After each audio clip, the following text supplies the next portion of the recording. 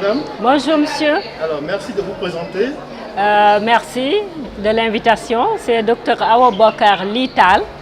Je suis sociologue et chercheur associé à l'Institut d'études des femmes de l'Université d'Ottawa au Canada. Disciple du professeur Cheikh Anta Diop, qui est mon maître à penser.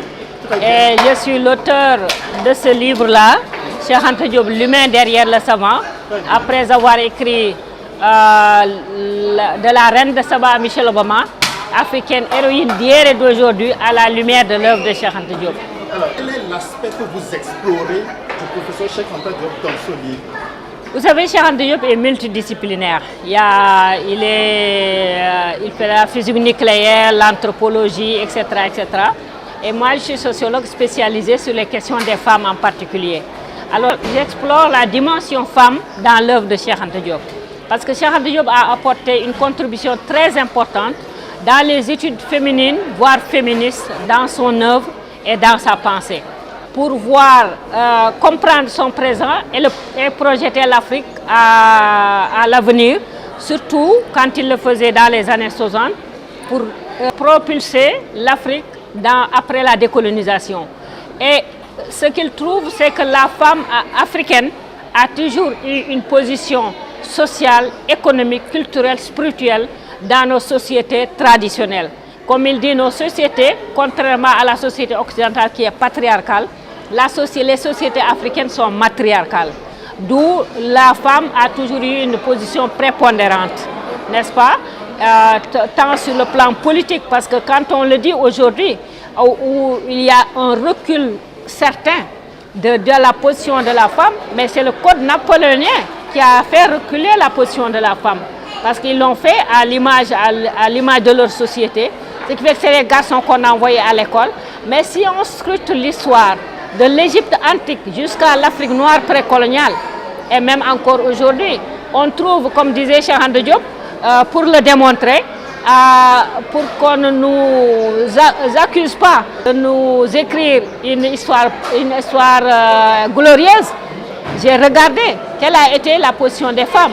Yasseptou, qui était une pharaon égyptienne, pharaon parmi les grands pharaons, qui a bâti l'Égypte, n'est-ce pas? Et à la reine Candace, qui a fait fuir Alexandre, n'est-ce pas? Et beaucoup de femmes soudanaises portent le nom de Candace. La reine de Saba, 9 siècles avant Jésus-Christ, elle était reine, etc., etc. Quand on revient à l'Afrique précoloniale, il y a la reine Anzinga, qui a croisé le fer contre les colonisateurs portugais. Si on vient au Sénégal, il y a la reine Djembonbot, la reine Ndateyala, qui a croisé le fer avec Faidherbe. Il y a la reine Aline Sitoé Diatta, etc., etc. Mais cette position d'influence continue jusqu'à Michelle Obama, qui fut la première femme noire maîtresse de la Maison Blanche dans la première puissance, les États-Unis d'Amérique. Donc, ça veut dire tout simplement que quand l'Occident nous parle de femmes, de féminine, de l'émancipation des femmes, l'Afrique était en avance sur cette question. Absolument, l'Afrique était en avance sur cette question. Et même quand on regarde la charte de Mandé au Mali, l'une des premières constitutions au monde est la constitution africaine. À l'article 16, la charte dit qu'en plus des tâches domestiques que les femmes, il faut qu'elles soient associées à l'exercice du pouvoir, n'est-ce pas? Alors quand aujourd'hui, en 2011, on me parle de Paris, de la loi qui a été prise comme que c'est un avancement, j'ai dit mais on est en retard de 7 siècles. La charte de Mandé c'était en 1236, n'est-ce pas? Donc on est en retard. Mais tant mieux, mieux vaut tard que jamais. On reconstitue notre passé historique. Et c'est ce que Cheikh Anta dit après avoir démontré la position traditionnelle des femmes au niveau du pouvoir. Il dit c'est à l'honneur de nos ancêtres d'avoir su instituer une telle démocratie d'égalité entre les hommes et les femmes. Et si aujourd'hui, en restituant ce bicaméralisme de façon moderne, on restera fidèle à la démocratie humaine, à la démocratie que nos ancêtres avaient instituée et qui est très humaine et très respectueuse. Docteur Lital, alors vous avez parlé donc du matriarcat. Certains utilisent les religions révélées pour reléguer la femme au second rang. Je crois que ça aussi c'est une interprétation qu'on fait parce que vu que dans l'Arabie pré-islamique. C'était le système patriarcal comme en Occident. Mais non, la religion musulmane ne relègue pas. Parce que la religion musulmane dit al-muslimin al-muslimati, c'est-à-dire l'homme et la femme. Ne dit pas l'homme comme les droits de l'homme. Non, dit la femme. Et la femme et l'homme ont la même valeur. Leur seule différence, c'est de faire le bien ou bien de faire le mal. Et dans la religion musulmane, la première personne musulmane, c'est une femme. C'est Khadija, Saïda Khadija, qui fut l'épouse du prophète. La femme savante, l'une des plus grandes savantes, c'est son épouse, c'est Aïcha, sa plus jeune épouse, qu'elle n'a pas enveloppée dans une burqa, n'est-ce pas, qu'il n'a pas reléguée dans la cuisine, l'a mis à côté de lui.